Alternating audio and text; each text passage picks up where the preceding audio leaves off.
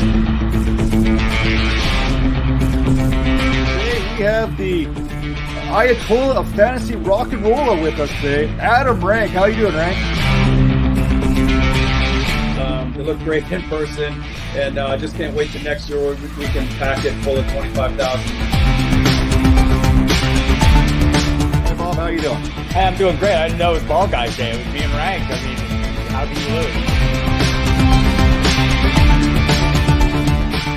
This is the Dynasty Vipers Vipercast.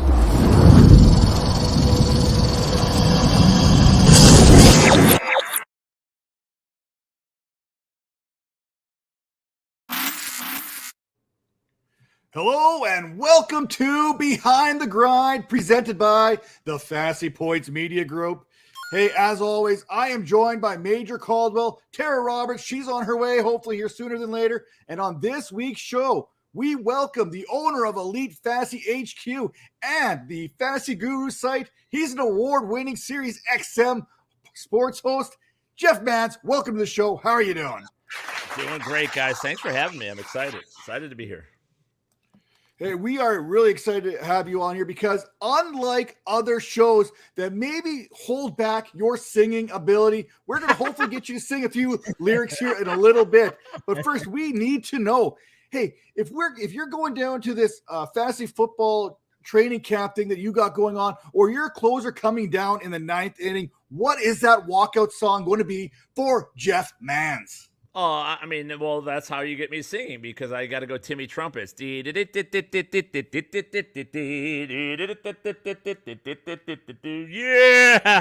that's what we're talking about. It's got to be Timmy Trumpets. I mean, there's nothing that gets everybody going and nothing gets me going than that.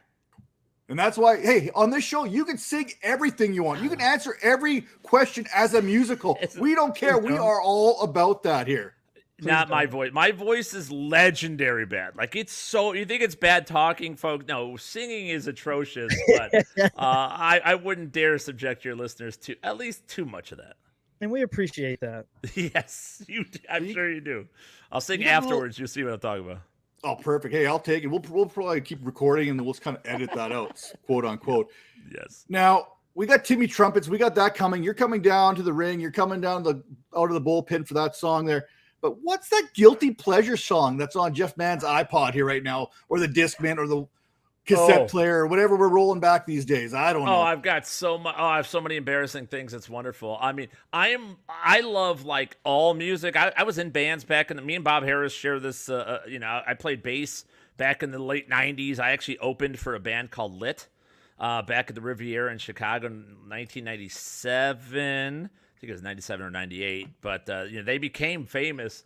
But I love all kind of music. Like I love NWA to the Barry Manilow, Neil Diamond, like oldies. I like progressive rock, like Rush and bands like that. So I'm all over the place. The most embarrassing things on my iPod would probably I have a song by Hillary Duff called "So Yesterday." Yeah. It is like one of those things where it's like, oh, you have to look over your shoulder. Like, I can't, nobody can hear me listening to this thing. Downloaded it probably 10 years ago, and it stays on there. And when it comes on, my foot's tapping. What can I say? Shout out to Hillary Duff. How bad is that, right? Who is making a comeback these days? Hey, what's old is new again, right? Yeah, what is she in? She's in some new show or something. How I Met Your Father, or How I Met Your Mother. That's it. The How I Met Your Father one. Yep, that was it. Yes, boom. See? There we go, Hillary. Still fans out here. Hillary's still out here. Let's go. Yes. So we all talk sports and everything, but did you play any sports growing up as a kid? Yeah, I was all about it, everything. And, where I grew up, we were close to the old Comiskey Park on the south side of Chicago. So like in a subdivision, Burbank, Illinois. So I was like, the Comiskey Park was sort of my playground. Like I used to throw the ball against it right? To like That's knock it out. Like crazy. that was the thing that I did growing up. So I was always gravitated to sports, everything. I played my whole life. I played football, Pop Warner football. I played Little League baseball my whole life. I played basketball my whole life. I played all three sports. First 2 years of high school, 3 years of basketball and baseball, 4 years of baseball. Stopped playing basketball my senior year to concentrate on baseball, but never made it to the show, unfortunately. Nice. Well, we all can't make it. I did. I have a story. I beat Bo Let's go. Jackson in Home Run Derby at What? the FanDuel live final like 5-6 years ago. Yeah, I actually finished third out of 90 people, including Bo Jackson, that participated in this. And yeah, I hit like. Is it like I don't know. another like a Bo Jackson? No, thing, it like- wasn't Bo Scarborough from the USFL. No, it was the Bo Jackson, and I interviewed him too for Nice. XM, and it couldn't have been more disappointing. He rolled up in a minivan and he ate Doritos. And if I was eating a bag of Doritos right now, you guys would be like, "This guy's off my show. Like I'm not doing it." He's just crunching and crunching. I like Bo. What a modern athlete reminds you of yourself? I don't watch sports. Okay, Bo, what do you think of fantasy football? I don't know what that is. I'm like, okay, well, my childhood hero is now, just Yeah, I'm just pretty circling sure the drain. there's a sore spot there for him. But talking about your childhood heroes, who's some of your favorite players growing up, any sport, and favorite Well, teams as well? I'm guessing like the Cubs It's and everything, right? Chicago. Yeah. Yeah, always the Chicago teams for me. With the White Sox though, not the Cubs. I'm a South Side guy, so got it. Always White Sox. So like, the Bears were great then. So like Sweetness, Walter Payton, and Mike Singletary were some of my favorites. I loved Ron Kittle, the White Sox outfielder from back in the day. Him with the big frame glasses. He used to hit rooftop shots at the old Comiskey Park, and he was a Gary, Indiana guy, and so he's local, right? And that was just something that he made it all the way up, which was amazing, and hit 32 home runs in 1983. So those are some of my favorite. I mean, Jordan, Yeah. I was so lucky to have watched that guy play, and all those Bulls teams were just unbelievable. So spoiled in that regard, but only, one Super Bowl, one World Series for my two. Were you fortunate enough to like go in and actually watch the games? I know you say you're outside throwing a ball on the park, but Oh yeah, when the White Sox were terrible, yeah. And we used to have my brother's work used to have golden box seats. They painted the railings gold, so we actually had some good seats, and nobody was there. Like nobody was there. So we'd go and I'd walk around that whole place like I owned it. It was like a home to us because we lived close. It was always wide open. And, I was everywhere. Upper deck shot, the little catwalk between the exploding scoreboard with the fireworks. So I got in there a lot. Only went to a handful of Bears games because they're popular. And the Bulls, man, very rarely did I get in the stadium during the Jordan era because they were so expensive and sold out so much. But did get to see the 97 team with Dennis Rodman going for a triple-double, which was pretty cool. yeah.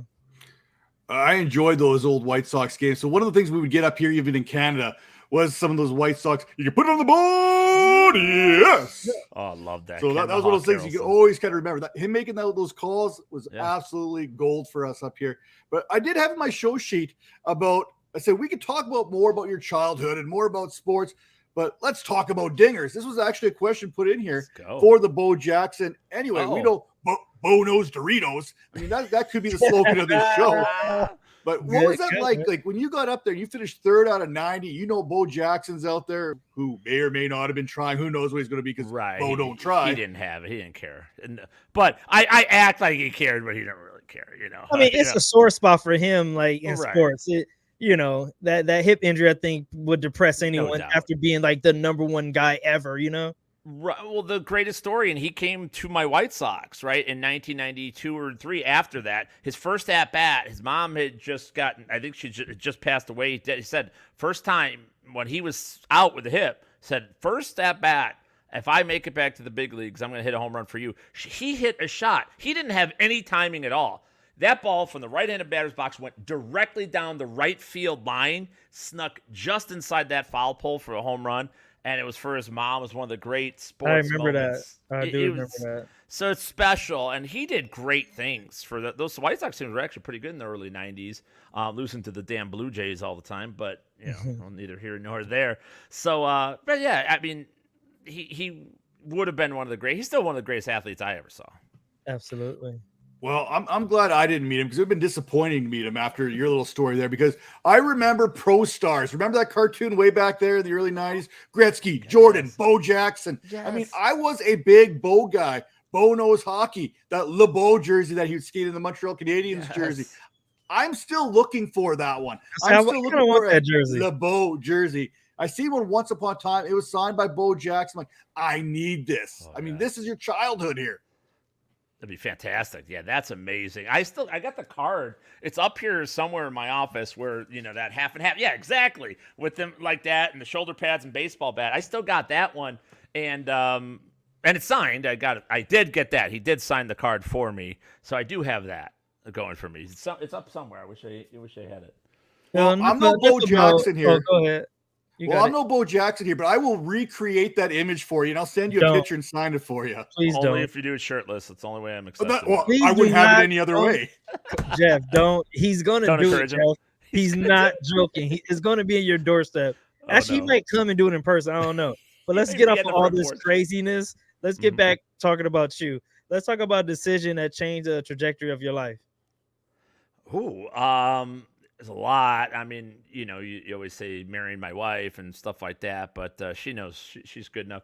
I'll say it. We're talking fantasy and sort of, behind the grind kind of thing. I think going full time in the industry, or some of my backstory that people don't know about a little bit is back in 2002, 2003. I had a government job. I was working in IT. All that good stuff. Had a nice, safe, secure thing. But I started a side hustle company called Up and Running, a little computer repair. But I was always a good facilitator and always good at, business to business relationships. And I was able to get a bunch of contracts for warranty work on computers. I was the guy you'd send your computer to.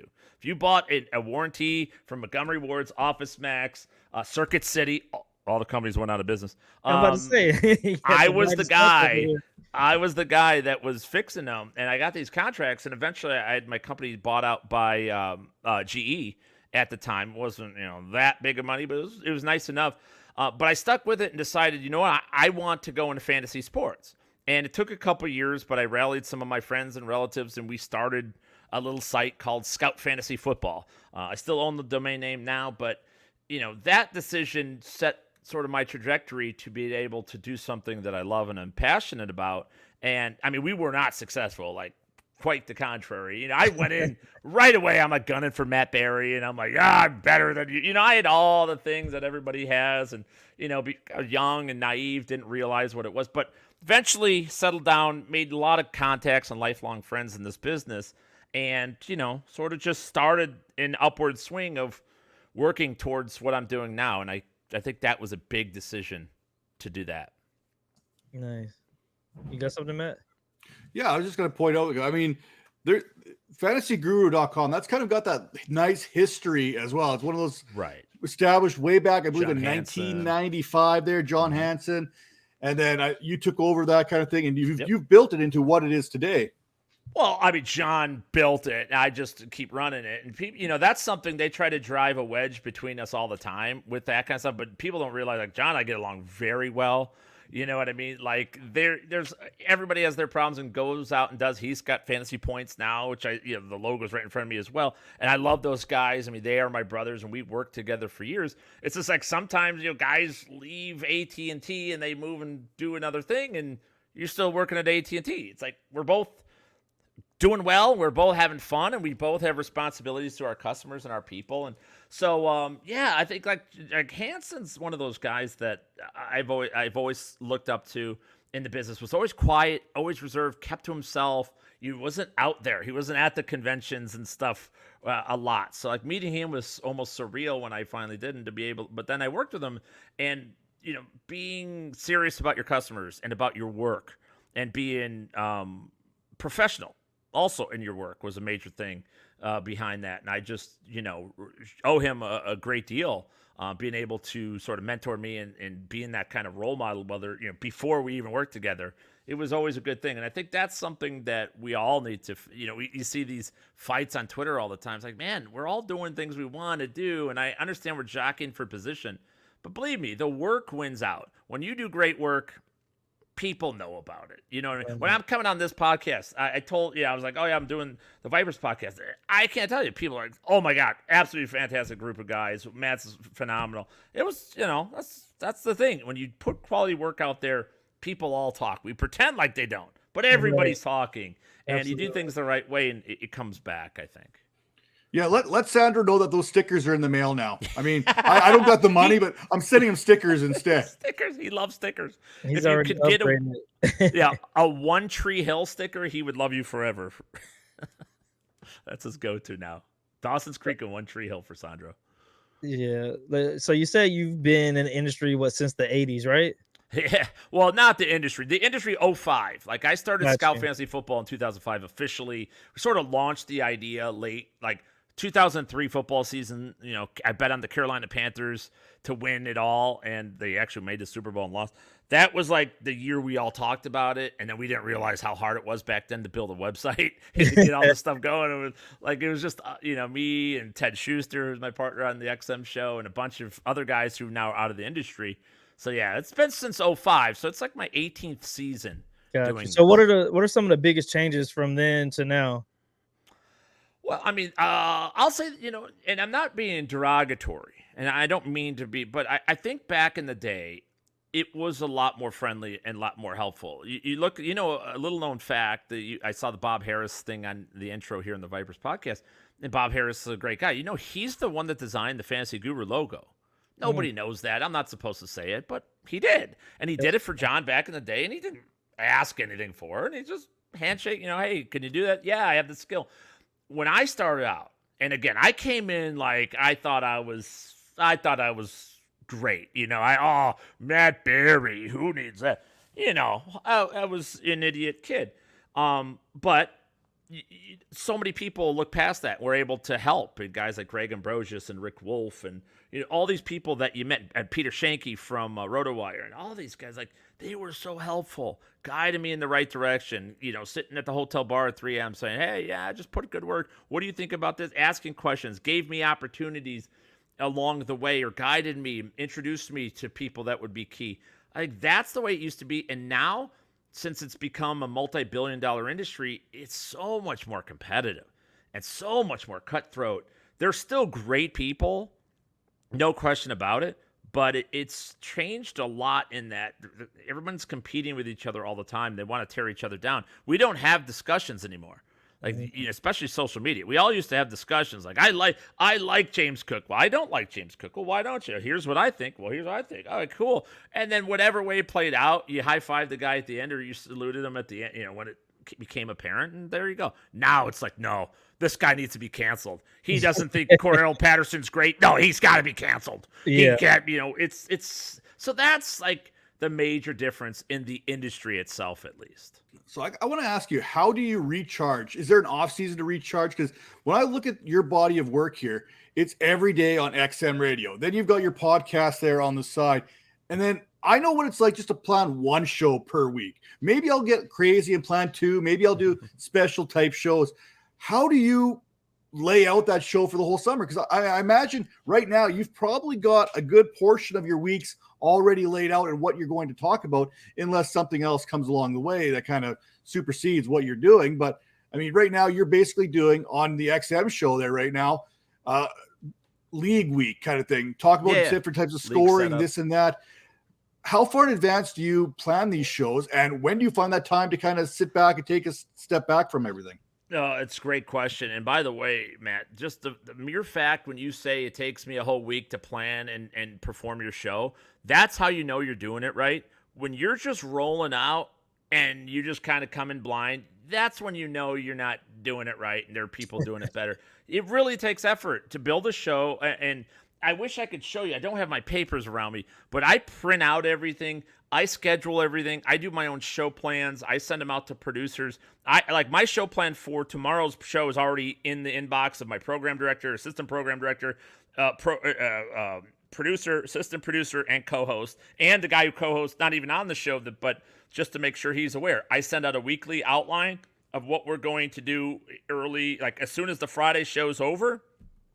By Saturday morning, I have an outline out to the producers to talk about what we're doing for the next week, and then each show I build in from there. So yeah, it takes a lot. If you do it properly, it's going to take a lot of time. So there's not really an off season, especially doing the show on XM. I do daily fantasy baseball and bet on baseball now, and play seasonal baseball. I don't play as much seasonal baseball as I used to, but that takes a lot of time as well. I've done coaching breakdowns all off season. It's nicer when, after the NFL season ends, because I do so much for football that I come in and, doing one article a day and a show in baseball is manageable at the very least. But I take a vacation in February, and I try to get away for a weekend with the kids and the family here in mid to late June when they're off of school and things like that. Those are two of my reset days as well. So let's get super personal right here. Let's go. What's on your YouTube playlist? Oh, my YouTube. I have. I could go to it. A lot of embarrassing stuff. Let's see. What do I have? I got my purple Lamborghini, my Rick Ross. I've got Luke Combs on there, the country guy. I've got I've got a bunch of YouTube playlists, like where I have the pool, I have my pool playlist, my sentimental playlist where I about graduation. My daughter graduated high school a couple years ago. What about any shows or podcasts or anything? Yeah. Oh, that's what you mean, not music. Oh, both, any and everything. Yeah. Yeah. I don't watch a lot of shows on YouTube. Like really? My kids do. Like I know they watch like Mr. Beast and Flamingo and some of those type of shows. So they're also they always go to what's popular at the time, what everybody's talking about. Yeah, I don't. One of the major shortfalls for me, guys, is that I really don't consume a lot of content for football, and it's not because I don't appreciate it or like it. Number one thing I learned, here's a little pro tip that I do. I don't like to echo what other people think. If I need to stumble upon it myself, and if I don't, it's cool, it's great, and I will listen to what I can, but I try to do all my research and stuff away from what everybody else is saying, and then that's why I come in with a Giants take, and Major's like, dude, this guy out of his mind. Let's cut him right out, because I see something that's crazy or a little weird, but if I listen to everything else, then I'm just sort of echoing, and exactly. It's. I also don't watch games very rarely with the sound on. I mute everything. I don't want Joe Buck or Aikman or anybody Collinsworth telling me how great somebody is. I want to see it. If I'm not seeing it, so there's a lot of times I'll be on Twitter with the sound off in a game. Everyone's talking about something. I'm like, what the? Why are they talking about insignificant? And I realize Collinsworth's going off on how great somebody is or something, So I just try not to do that, because it's the rawest form. And I feel I'm at my best when I am more independent of mind and thought.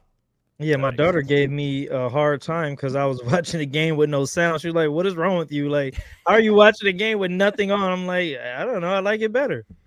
Yeah, you don't realize how much they get into our mind. It's like a word, and all of a sudden we start, that guy is great, or nah, that guy is bad, or whatever it is. They start showing a replay. It's if you ever see Catching Hell, the 30 for 30 with Steve Bartman about the Cubs, the guy. If it wasn't for the broadcast showing it over and over and over and over, that young man wouldn't got nearly the flack. Some people would have been pissed. And Moise Alou screaming maybe, but it wouldn't have been that big a deal. But the replays and the focus as baseball's happening. Yeah. It all of a sudden we all saw it and we got pissed. Oh, how would he do that? Meanwhile, all of us have reached for a foul ball in our lives. Let's be honest. It's just what we don't realize how much that infiltrates us, and that's social media in a way too. Seeing there's such great. You talk about fantasy points like Graham Barfield and Joe Dolan, who I love. But Graham tweets out too much stuff. Like, stop tweeting out the good stuff, dude. Like, stop doing it. I don't want you to sway my argument till I've made my argument. You know, I don't want to have a stance on a player till I know it. But he's a great follow. So yeah, it's funny. I do a lot of rooms in like Clubhouse and on Twitter Spaces talking about sports and stuff.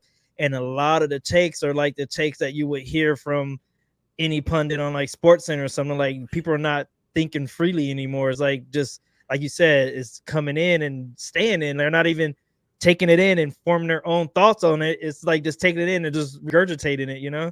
And I'm going to say it, but, you know, working for a major media company like SiriusXM, they do. And especially early in my career, talk about this guy, talk about that guy. We need more on this. We need more on this. Now, I've been there 12 years. I'm fortunate enough to have a lot of autonomy where I put together things. I don't even know if they read my show plans anymore at all, to be honest with you. Nice. But you know what? Yeah, it is. But it was earned, you know, long time. I remember program director telling me, take my Howard Stern S out of here. Like, he was like, you're done. I'm tired of you.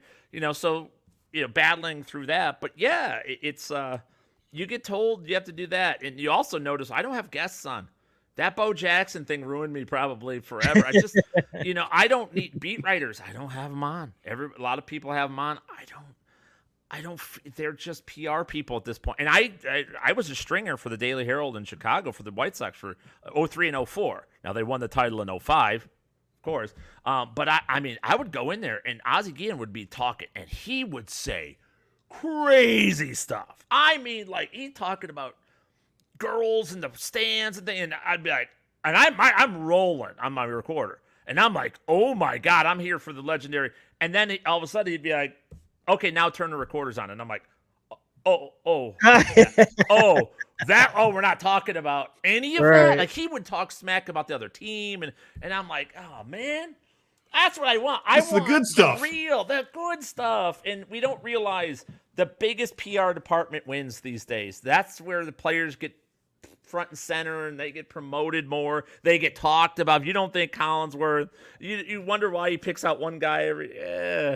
People get to him and they say it. I know it probably ruins it for people, but that's the first time I heard it out loud. Always thought it, but that's the first time I heard that out loud. Yeah, I think we all know it, but we don't want to kind of admit, you know, and rightfully so. You know, I have an 11-year-old son who loves sports. He is a mini me. He can't get enough. So he always does the same thing, Major. Like, he will tell me, "Why put the sound on? You're talking about so and so." And I'm like, okay, you know, and I pretend, you know, I'm like, okay, yeah, we're listening. Oh yeah, that's fun.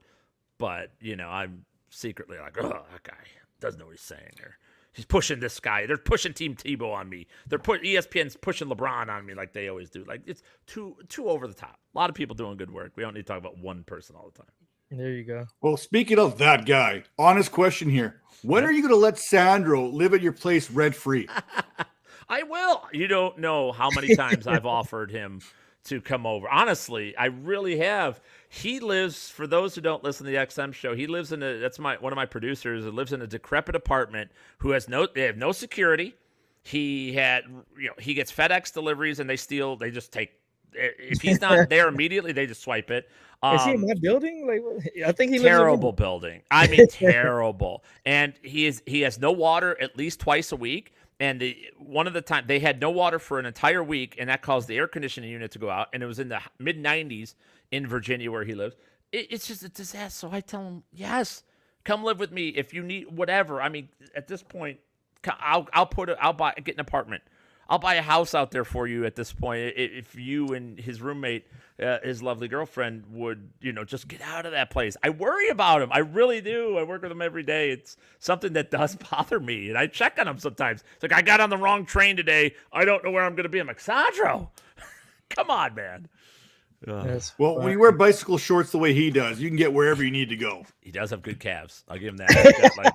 He's got monster calves. He was a soccer player. He's got those monster calves. So. Yeah, that's true. So if you weren't doing what you're doing now, what would you be doing? Great question. I mean, I worked for the government for 16 years. So that was a spy or something? No, the Postal Service, but I worked in the IT department. Yeah, I worked in the IT.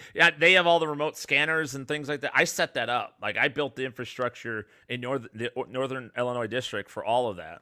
So, no, I assisted in it, I should say. Yeah, my So mom worked. My mom worked for the post office too. So salute to all the post office people out there. It's a absolutely. The hardest hard working job. people. Yeah. Absolutely, man. Oh my God. I was a carrier in like the mid or late 90s, right? While I was in college.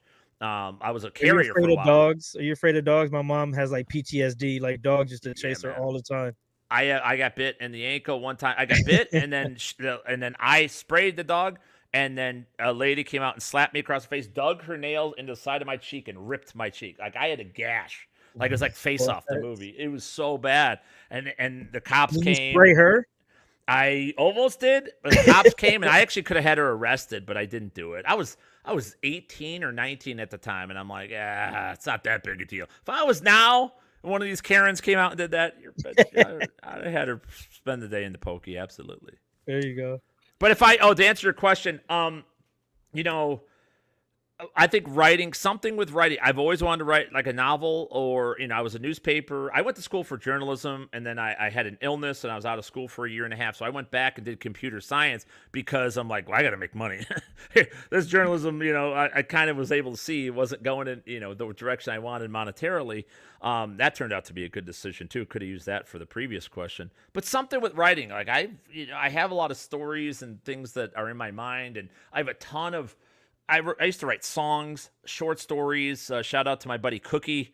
We used to have a production company called Cookie and the Man, and we used to write songs and short stories and screenplays. And I still got so much writing from, late 90s, early 2000s. So I would want to be a writer somewhere because it's something that I greatly enjoy.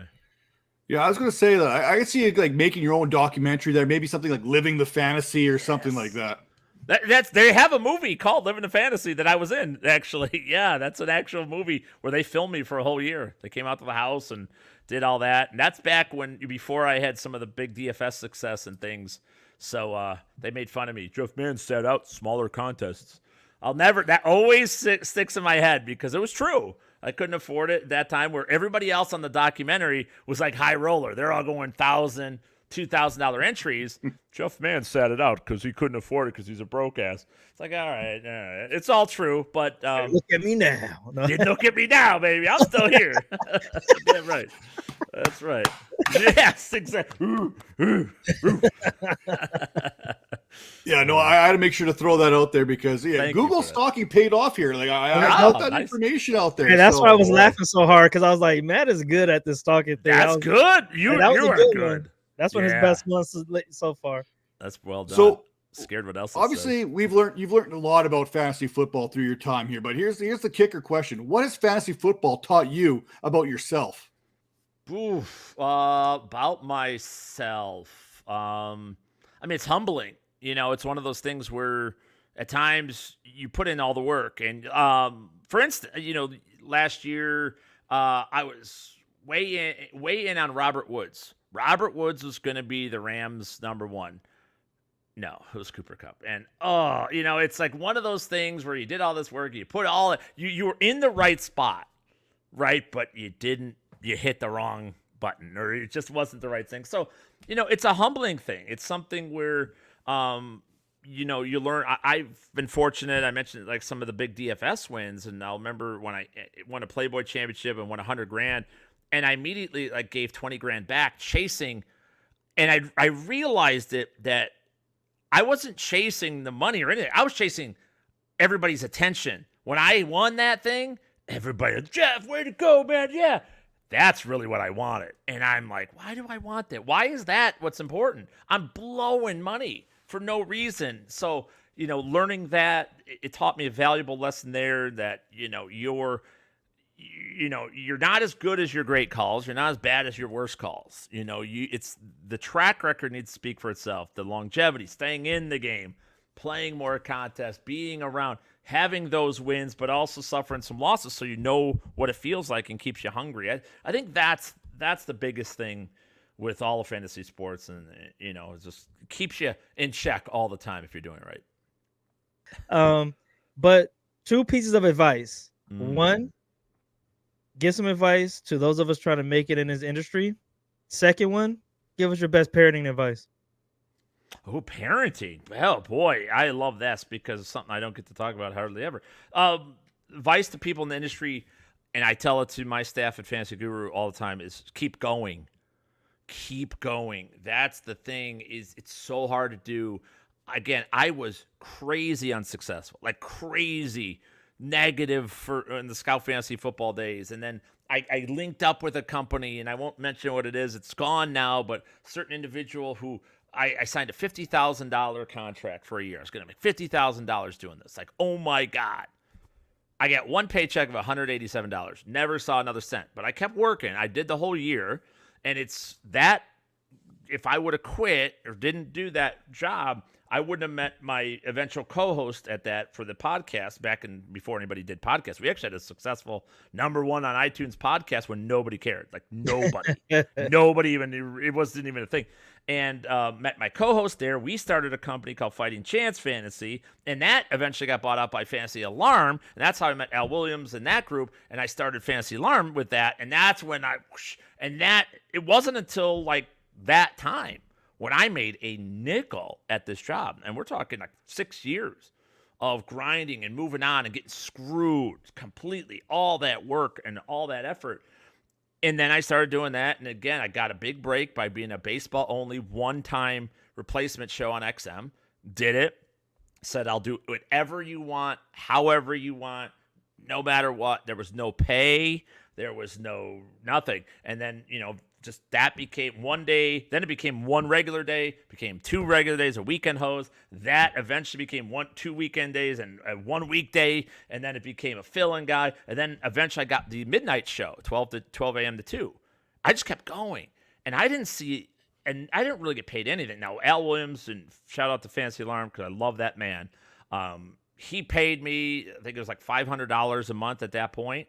And it was like, oh my, can you believe it? Showed the check. My wife, like, we made it, babe. We in now, but you got to keep going because so many people had to leave, and it's tough. And as life gets in the way, responsibilities, all that good stuff. And if I didn't keep going, I wouldn't be where I'm at now. And I'm pretty successful right now, doing this. I'm very lucky to have done it, but there's so many times could have turned back and taken more dollars doing this or doing that. And also, I'm going to give 2 bits of advice. Never forget that who makes you, the people, the listeners of this podcast are what make Matt Major. That's who make you, not our own greatness.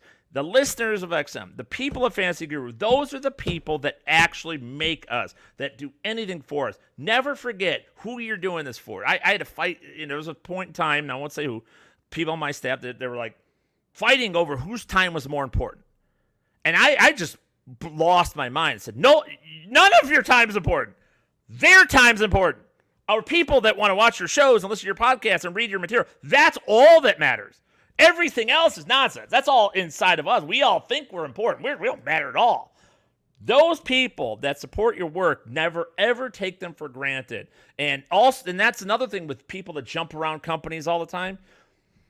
You can't build people, tell them, hey, buy a subscription here because you like my work. And, now buy here because they offer me $200 more. And now buy one here because it's $400 more. Screw you. Right. Those are customers. What, people do that, on Netflix and Amazon Fire and the TV and all that stuff. It's like, man, we get pissed off as customers too.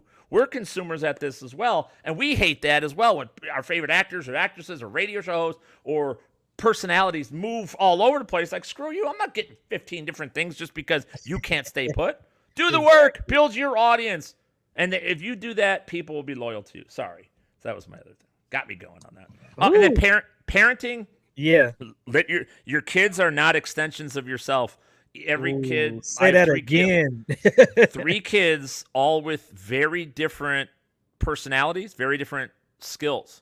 Like just one way bookworm loves to she's in law school right now, as a matter of fact, and nice. She's the one at 13 when she got her first cell phone read the terms and conditions, and she goes, "Did you know that they can track us?" And I'm like, "Yeah, honey, more. We just tap the button." She is built for that. The other one, social, can bring the family together. Will keep everybody together.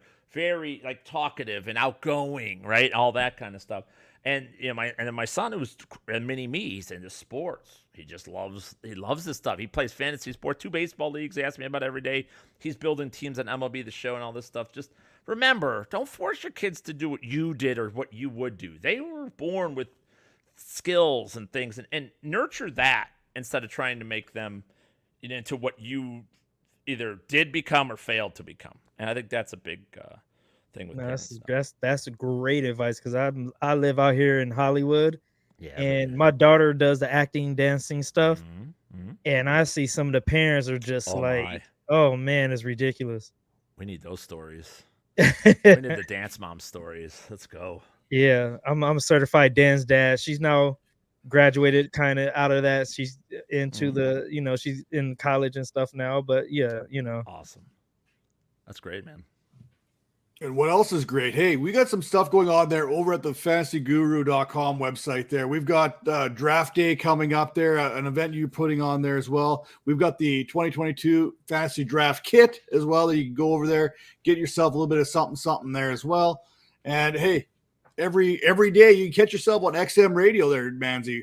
So we got fantasy week, basically startup week, whatever you want to call it, league week. That's all taking place each day here. This league setup week. Yeah. Try to get, the little advice for commissioners and different ideas. And that's another thing about going back to the audience and people. It's like when we all start talking, that's when we're our most powerful. And when we start comparing notes, hey, this works in my league. And then somebody heard that and like, damn, that's a good idea. Why don't we do that? They bring it up to their crew and they're doing it. You know what I mean? And get these new and interesting ideas out there. And, that's what we're doing with League Setup Week. Yeah, we're talking PPR, non-PPR, blah, blah, blah. But, these little intricacies, a college draft in November and, 2-week championship week and 2 QB and all that's different stuff that, people could try out, see if they like it. Right. Well, I guarantee you, if anyone who goes in and gets that draft kit or tunes in for that draft day thing you got going on there, they are going to like it. They're going to find it beneficial in every way, shape, and form. Just as I found this conversation with you today as being beneficial. I know Major was nodding away there as well, in agreement, listening to some of these stories. And I think we only just scraped some of the surface there, because we know there's like a black book there somewhere of Mans' memories going on there that we need those deets. You just gave me an idea. I'm doing it. Patent pending. Patent pending. I'll cut you guys in. Yeah. Yeah.